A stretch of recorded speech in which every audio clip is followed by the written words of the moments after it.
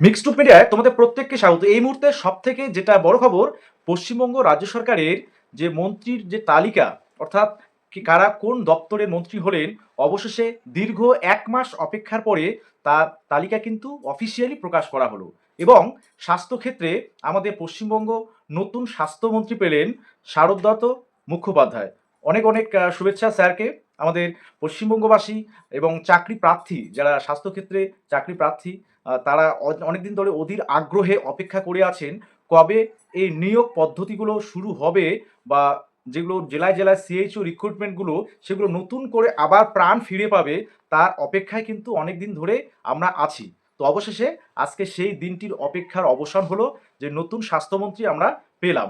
তো প্রথমেই শুভেচ্ছা থাকছে অবশ্যই। এবং তিনি যে এবার দায়িত্বভার গ্রহণ করলেন, এবার প্রশ্ন হচ্ছে তাহলে এই যে রিক্রুটমেন্ট পদ্ধতিগুলো, বা তোমরা অনেকেই বলছিলে যে আজকে 10 তারিখ মিটিং হওয়ার কথা প্রত্যেকটা রিক্রুটমেন্ট অথরিটির সাথে, সে বিষয়ে দেখো একটা যেটা খবর সেটা হচ্ছে আজকে সম্ভবত মিটিংটা হয়নি, তবে সব থেকে যেটা ভাইটাল বিষয়, আমাদের স্বাস্থ্যমন্ত্রী আমরা পেলাম, বা হেলথ ডিপার্টমেন্ট তার অভিভাবককে পেল।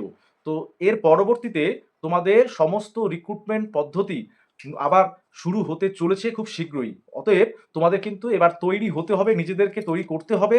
কারণ মাননীয় মুখ্যমন্ত্রী ইতিমধ্যেই এই বিষয়টা বলেছেন যে আগামী 3 মাসের মধ্যে স্বাস্থ্য দপ্তরে প্রচুর সংখ্যক, এবং বলা হয়েছে, তিনি বলেছেন কোট আর অ্যানকোট, যে 100% নিয়োগ স্বাস্থ্যক্ষেত্রে হবে আগামী 3 মাসের মধ্যে। তো সেটা যদি হয় তাহলে অবশ্যই সেক্ষেত্রে কিন্তু হাতে সময় আর নেই। তো প্রত্যেকেই তৈরি থাকো, নিজেকে প্রস্তুত করে নাও। তোমাদের নতুন স্বাস্থ্যমন্ত্রী যখন আমরা পেয়েছি, এবার বিষয়গুলো নিয়ে স্বাস্থ্য দপ্তরে মিটিং হবে, এবং পরবর্তীতে তোমাদের যে নিয়োগের নোটিশ বা নোটিফিকেশান, সেটা দ্রুত কিন্তু আসতে চলেছে। এবং আমাদের নতুন স্বাস্থ্যমন্ত্রী তিনি ইতিমধ্যে কিন্তু মিডিয়া বাইট দিয়ে জানিয়ে দিয়েছেন যে স্বাস্থ্য দপ্তরে যে সেখানেও নাকি ঘুঘুর বাসা, সেটা ভাঙার প্রস্তুতি তিনি কিন্তু আগে থেকে নিচ্ছেন। তো যাই হোক, সেটা সময়ে বলবে অবশ্যই।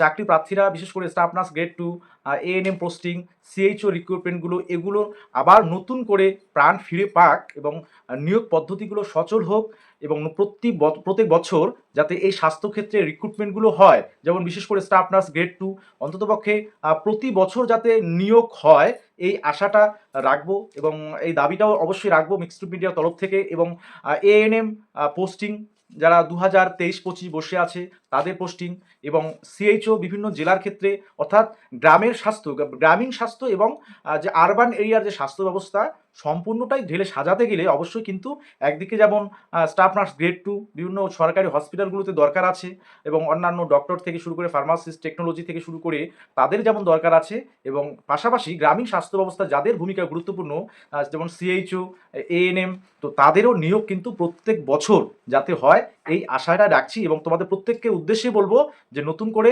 নিজেদেরকে তৈরি করে নাও দ্রুত।